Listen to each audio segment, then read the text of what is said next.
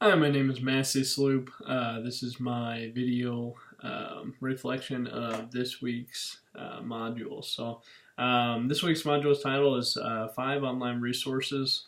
And as you go through there, I found a lot of actually very helpful tips and tricks and things that you could literally bookmark and use right away in a teaching setting. So I went down, and I guess the first one of the assignments is to do the QE. I think how you pronounce it, QUIA or QA. So at first I knew that the assignment was to create 2 assignments on that. So it kind of intrigued me right off the bat that okay, that's cool. I'm gonna make my first assignment. Something that that can interact with the kids, or something that's free that I can do that I don't have to come up with and really build something either on Excel or in PowerPoint, or it's something with limited resources. Well, there's something on the website that or on the internet that's free that I can go ahead and just build it, and I get a link, and in class I'll be able to pull it up and go through the class and do a whole warm up, or do whatever it's geared to help with, or even as a study help for class. So I went ahead and I did a word scramble and a hangman, just because those were popular ones, ones that I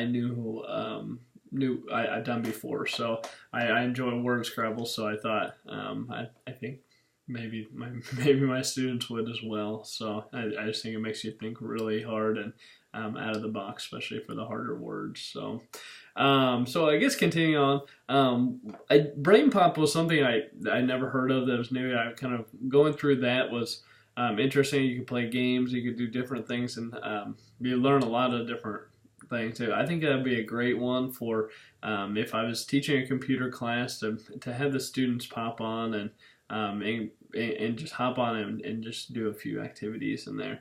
I think that'd be great. So Brain Pop was really cool. That's one definitely that I went ahead and bookmarked as well on my computer, so I can have that in my tool belt when I do start teaching down the road here. Atomic Learning. Atomic Learning is something that I used last semester, and I used it for math class. I was trying to think of how I used it, and so when I went through, I quickly understood. So Atomic Learning, through that, they also used it for it wasn't a math class. I'm sorry, it wasn't a math class, but it was an accounting class. So what we used it for was we used it for not only the text, but it also had quizzes and other things throughout that. So you had to log on through Atomic Learning, log in there, and then you were able to access the assignments and the quizzes that you needed to turn in. And we didn't use Blackboard; we just used that. So it kind of worked out in that favor. So I'm not sure if that's the main use for it. I did notice there was a lot of other things that you could surf around and use for teaching aid that would really help. One other one that I went through all of them, but one other one that was interesting to me was the OER. So there's 3 different links, and those links take you to pages that are set up to where they're free. Well, it's free to start with the bat, so it's a free public. On the text it said the reason why it's free is it's a property license that permits their free and repurposing by others. So meaning you're able to go ahead and get onto that material, make it your own, and call it your own, and not have to worry about copyrights, not worry about to pay for anything.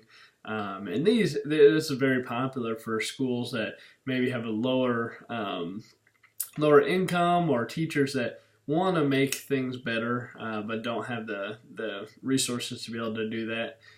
So it was really cool to kind of see that, and actually, I mean, it was awesome because it was free again.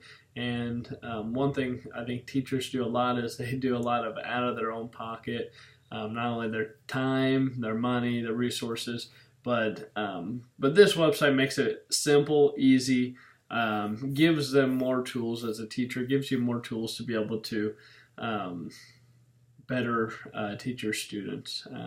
In a technology world, I think I mentioned this before, in a technology world, more and more we're needing this. We're needing to connect with the students on a technology level, not only just to learn about the technology, but also to help them learn through technology. More and more, whether we like it or not, it's the world's moving from a paperback to an electronic version, and so soon there's not going to be really very many books. Probably, a lot of people like to flip a page, with their hands, but soon textbooks are going to be online. Hopefully a little cheaper. Schools are going to move to this eventually, and it's soon it's going to be the way of the world and how things work. So things will be able to be updated instantly, uploaded. Students will be able to interact in many different ways.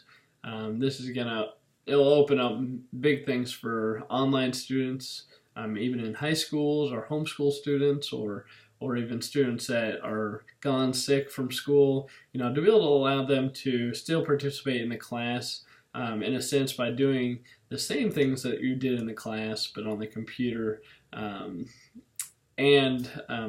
But once again, the tools that we learned in this module, they help the teacher, myself, in the future to be able to teach the students and have more resources to be able to show them what I'm trying to teach them in a exciting way, or just something different than this is what it is, write it down in your notes. So that's kind of what I came out with this module. It's actually very good. I have a lot of more favorites on my computer now because of it. I just got to remember to use them once I get to that point. So thank you so much. Thank you for viewing, and I'll see you next week. Thank you.